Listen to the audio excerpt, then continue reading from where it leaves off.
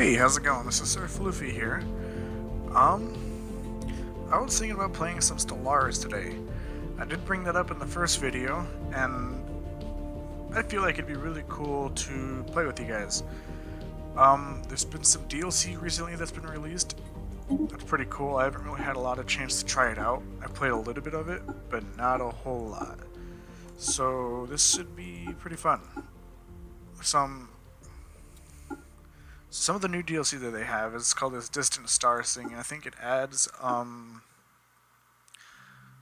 these new things called L gates, which are how do you explain that? I don't know. It's kind of just like a portal from one end to the from a part of a galaxy to another one. They're giant megastructures that you can build.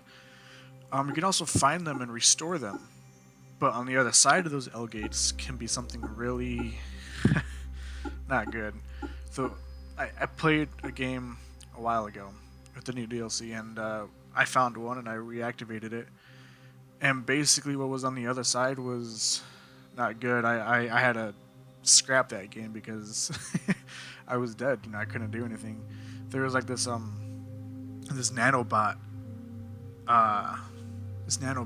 scourge that made these massive fleets. At least compared to my standards at that time in the game, I only had fleets that had maybe about at most 10,000 power if I was like lucky. Which fleets in this game, they as you upgrade your ships and build more ships, they get more power. They get a military power, which is kind of like a rough estimate of how strong that fleet is. Now these fleets that came out of the L Gate were like 30,000 each, and there's multiple of them. And basically they just went around the galaxy destroying everybody. Like all the other civilizations, they had about the same power as me. It's not like they had overwhelmingly higher fleet power than me, besides the fallen empires. And hell, even the fallen empires, they didn't do much. They just kind of let it happen because they didn't care. They have like 80,000 power fleets, but that's because they're an old ancient empire, and you'll learn more about those as we play. But yeah, so you want to be careful about those L gates. Sometimes I think they're pretty cool. They can be pretty cool. They have some pretty cool planets on the other side of them that you can colonize if you're lucky, but not every game is like that. Sometimes they're bad. Also, the other DLC that they released was this called Apocalypse. Now I haven't done anything with that yet, really. There was it allows you to build these things called the Titans. They're like these giant mega ships. And the only one that I can remember right now is like it's called a World Cracker, and it goes to a planet and basically sets up. Think of like the Death Star. It blows up the planet. It shoots a giant beam at the planet and cracks it into a bunch of pieces. Hence why it's called the World Cracker. And it's pretty cool if you're fighting an alien civilization and you're able to get into a system and they've really pissed you off. You can just boom, bitch, destroy their planet. But as you can see, I've kind of been clicking through these. There's lots of different civilizations that we can play as. There's a lot of pre-made ones. There's they all got like different government types. They've all got different values. These are their civics. That's what they're called, civics. Yeah, and this is their species. This kind of tells you kind of good, like a different, kind of like a little like description of what they are. That's their name. It's a portrait. Obviously, they can be different colors, and then they got traits. So very strong. This gives them higher army damage and mineral output, and they're nomadic, so they're pretty good at moving around. It's easier to settle them on a different planet and colonize another planet with them. But the deviants, they can have different values than what the government is, and that can cause problems now because happiness is a thing, and there's factions in the game, and factions they have certain values that they want you to do and follow, and they have certain missions that you're supposed to accomplish, or like things that they want you to do, and if you do that, you get influenced and they become happy, which in turn makes the populations of following that faction happy. Now deviants makes it harder because they'll join factions that don't follow up with these values, and if you're playing, you're going to go for the values that you chose. On the contrary, there's another one called conformists, which they're more easy to control. And then solitary, just a base minus 5% happiness. Now, the reason why we have those is because these cost points and these give points, obviously. So, it's kind of like a give and take. Like, you want some thrifty and communal trades, but you gotta have some bad ones too to throw in there, because they can't just be perfect, godlike. Now, later on in the game, you can research technology to genetically modify populations and even remove these and add good ones, and that's kind of cool. But at the beginning of the game, you can't do that. Now, you can also play as a robot technology. There's AIs, you can research AI technology and such, and they can, if you're not careful, they can have a revolution. I've played a game where they revolted against me because I wasn't giving them rights. They were starting to gain sentience, and I was like, no, you guys are robots, you're going to stay robots, you're going to be serving me, which is kind of mean. But I was playing as a civilization that didn't care about their values. We wanted our technology, we wanted our money, that we were playing as a kind of a corporation thing. And I kind of like to go for that one, because then they get like a really high research bonus, and it's kind of cool. Like, see, Fanatic Materialists, yeah, they get research speed plus 10%, which is pretty good. Now we can also create our own. It's kind of cool. I'm not sure what we're going to play as. I'm thinking something kind of like the avian portraits, maybe. I don't want to be humans, that's just boring. Everybody plays as these, it's like fucking Star Trek shit right here. It's boring, same stuff. I want to play as something that looks a little cool.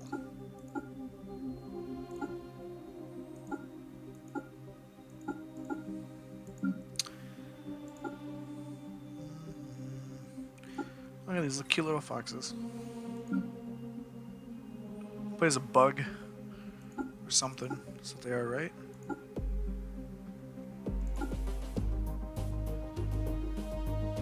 Look at that shit.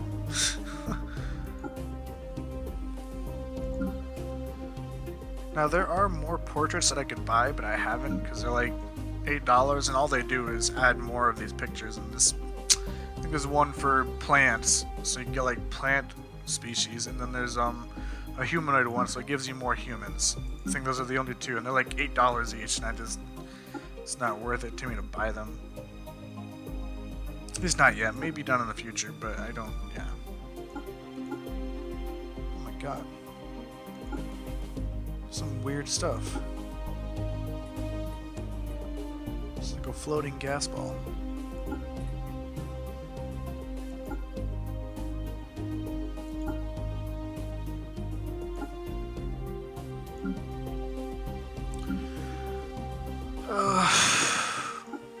Okay.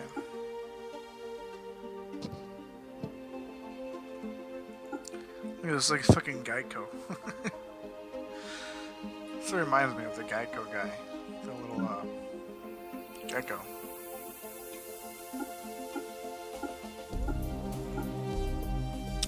You know what? I kind of always go for these guys. Like, whenever I build a civilization, it's usually these guys, and I go with the same name. But I really like that name, so I think we're just gonna go with that. Now, if you guys want me to do another playthrough after this one, maybe we can, maybe we can do that. But I think I'm just gonna go with my normal setup, at least for the species and everything.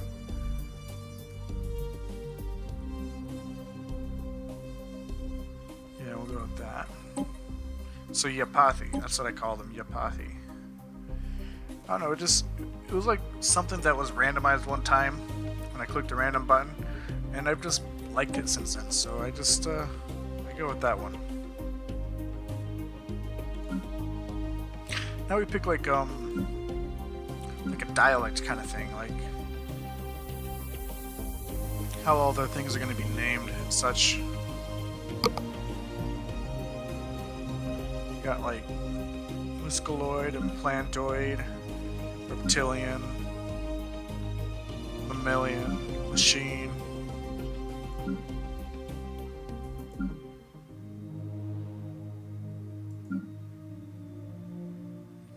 I like this one though. I like the names for the battleships and everything. Now traits. Here's the fun part. This is where we actually just get to customize our guys.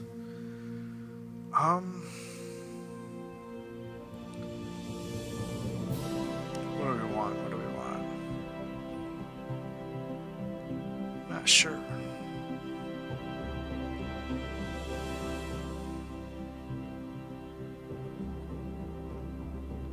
I do kind of want to be technology focused. I do like traditional because that gives Unity output, which is really good because Unity allows you to unlock tradition traits, and traditions are really good because there's like 7 trees and they all have 5 points in them. You have to put 6 points in them though, because you got to use one to unlock it, and then you got 5 parts inside that tree. And basically, it once you unlock a tree, you get this Ascension perk, which they are amazing. You can get these really cool benefits that you can't get any other way, and it's like it unlocks mega structures and I don't know. There's a lot of them, but the ones I usually go for are the mega structures, honestly, because I like mega structures. So we're gonna go for traditional because I want to get the Unity output there, plus 10% Unity output, which is really good. Now we want. We only have 1 point. Could get a bad point.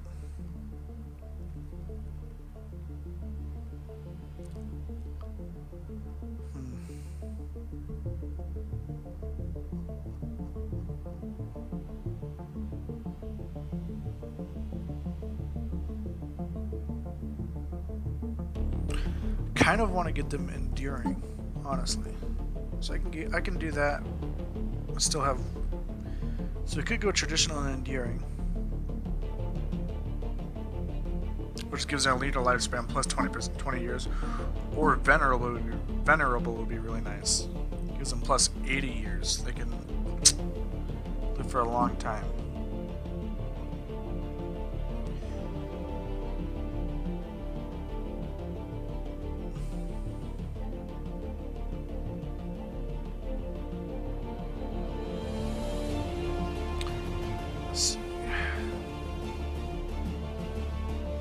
Could go wasteful.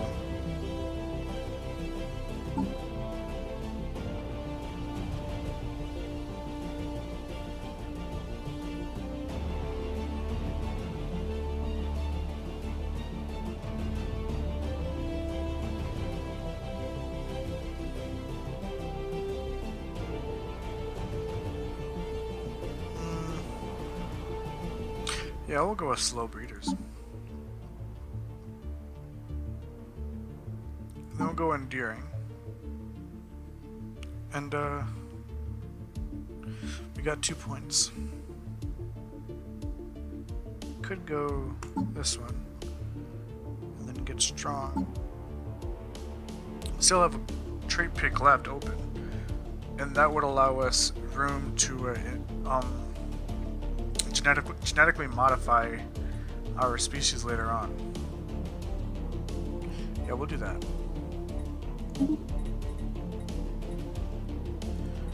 I know what I want to name it.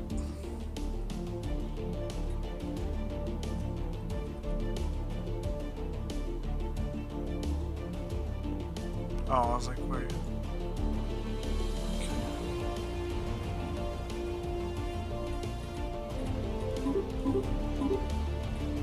I'll just go random on that. I liked continental worlds, so. Mammalian, government and ethics. We go democratic, oligarchic, dictatorial, or imperial. I honestly usually go imperial, just because it's easier. You don't have to worry about elections and such. Man, those petty elections, you know, free will and voting. Who wants that?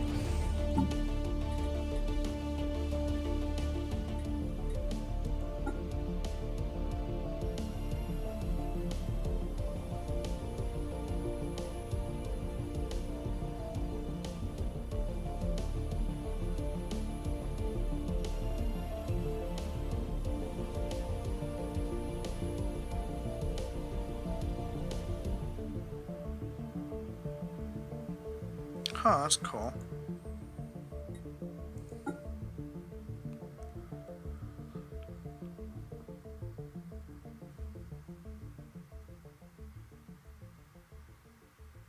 Well, I don't want to go that though. I think we're gonna go,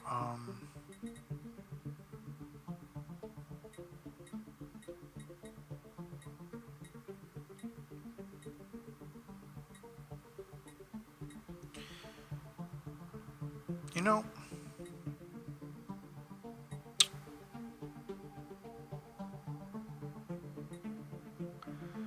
I have never done spiritualist before.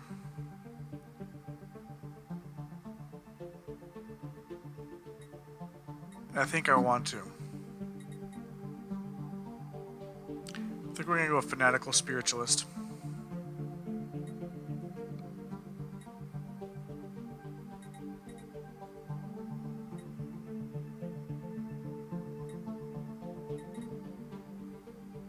And then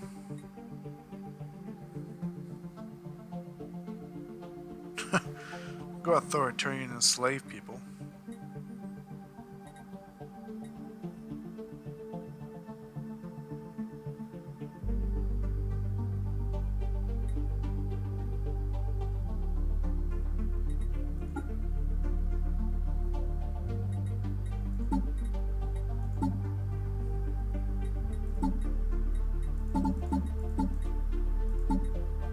What does that do now? Let's see.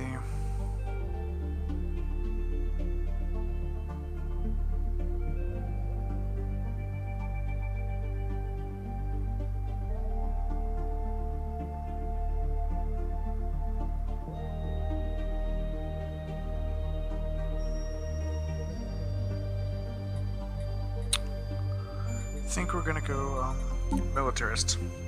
Sorry, I'm taking a while to fucking decide what I want here.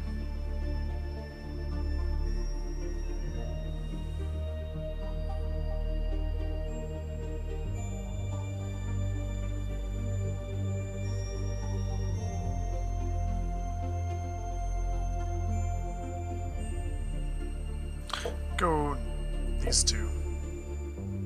Sounds good to me. Okay. Faith manages. Okay. I serve the faithful. There is no greater calling. Okay, yeah, we'll go with that one. Faith manages. Yeah. Now, Empire name.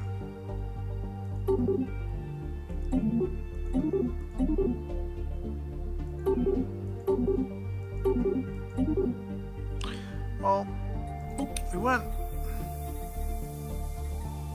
that, so let's do like something like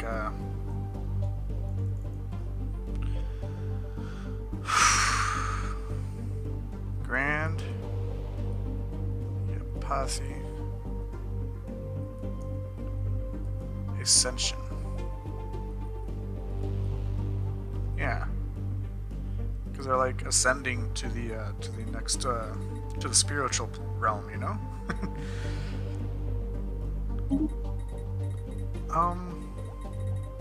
A flag.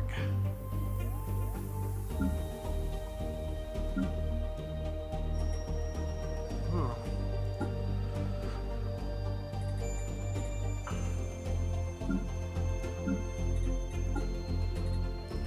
Not sure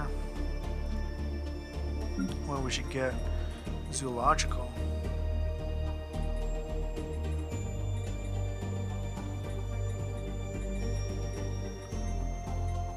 Should we get like a paw?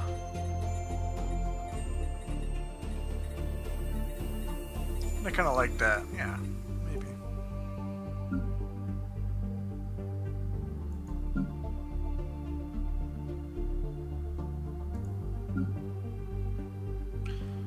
Yeah, we'll go with the paw. I like that. A million. Then we'll just random the name, I guess.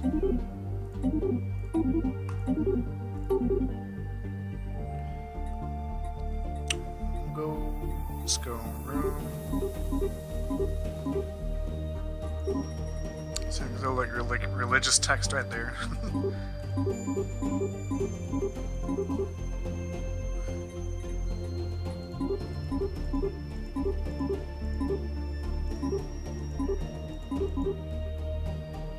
So that's fine right there.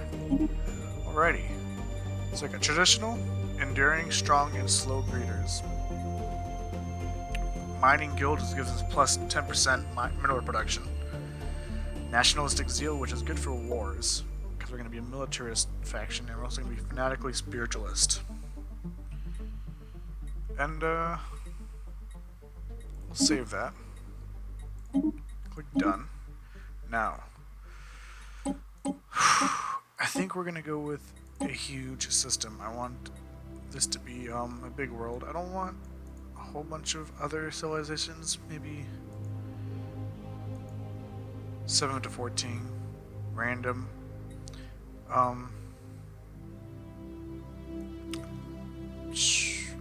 Do like 1 or 2, maybe. Fallen empires, I want that at full. Marauder empires, we had to put that at 3, because those are interesting as well. Everything else normal.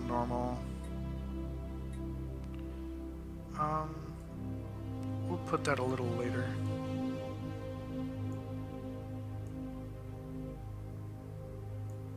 Yeah, that looks good to me. Captain difficulty, then there's Ensign, which is the easiest, that's the hardest. I'm gonna go Captain. Because I'm not that good at the game. Do random placement, and we'll turn off Iron Man because this is gonna be, you know, a series. And if I forget to turn on my voice chat or something, because I remember earlier I recorded about 10 minutes of me doing this, and I forgot to turn on my microphone, so I had to restart. And I don't want to have that during the game to the point where I can't reload and such, you know. So I think we'll get this started. Gonna go for a few more minutes here. We're just gonna get started up, and then I'll probably end the episode here because I spent quite a bit of time making that empire. So I know we didn't really do much in this episode, but hopefully the next one we'll be able to make some progress. You know, maybe we'll even get to us. I put it on random, and we have a huge galaxy, so it's quite a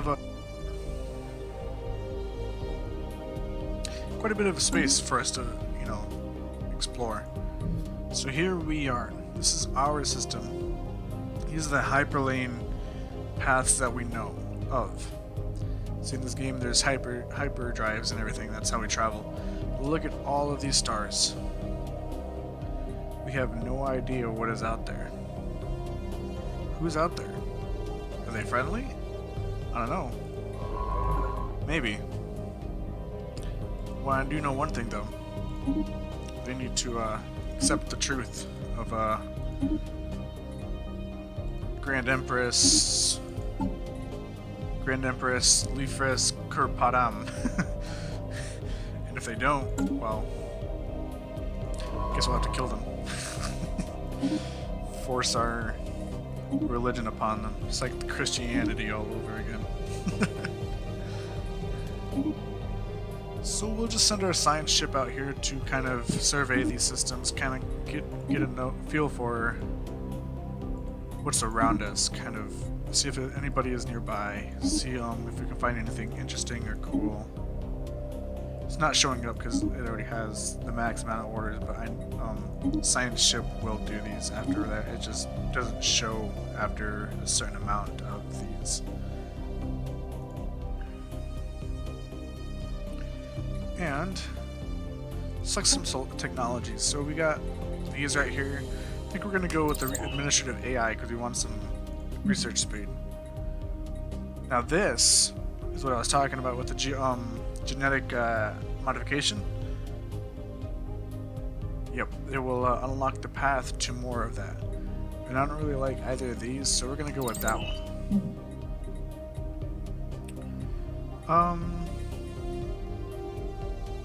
I think we're going to go with the coil gun so we can learn some new weaponry. Let's see, we have ships already. We have a small fleet. of 3 corvettes. You can't really see them. It's too close to the star.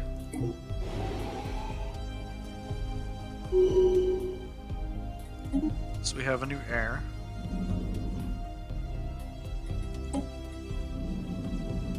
These are our little spaceships, corvettes. The basic tier, they don't really have anything cool on them. They got some basic mass drivers and a small red laser with small deflectors and weak armor. But you know, that's what we start off with in the game. Send them back to orbit around the space station there. Now, first, also, we need to send our construction ship to go ahead and build mining stations here because we have some minerals and some energy credits that we need to harvest here. And then we're going to check our planet real quick, see what we have on this planet. So we got a bunch of industrial wasteland that we need to get rid of. But that's going to cost energy credits. And we don't have enough for it. We got rid of one of them, but we have to wait for the next because it's an expensive endeavor. Hopefully we'll clear off all this, you know, all these slums, sprawling slums, and make this into a fully civilized and you know, technologically advanced planet. So we're going to pick up the speed here, get it to max, because the beginning is kind of boring. We just want to breeze right through this stuff. We can check on our science ship over here, see what he's discovered. So he's over here. Tile blocker cleared. Anomaly found. Ooh. And we could send him to do that. It's challenging, so it's going to take him 300 days to do it. But we do want him. We want him to find the. See whatever it is. So there's a strange mountain formation. Effects to the map surface. Efforts to map the surface of this moon have identified a strange mountain formation in the southern hemisphere. It does not appear to have formed naturally, so it could be construction complete. Something new. Which could be signs of alien life, could be something else. We don't know, but that's why we're researching it.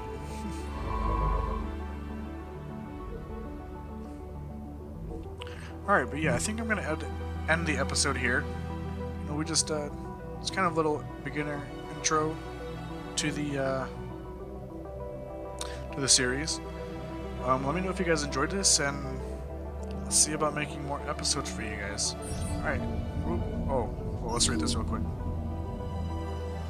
It was previously thought to be assorted mountains in the southern hemisphere of Calf IVA have been identified as the massive skeletal remains of a single colossal alien life form.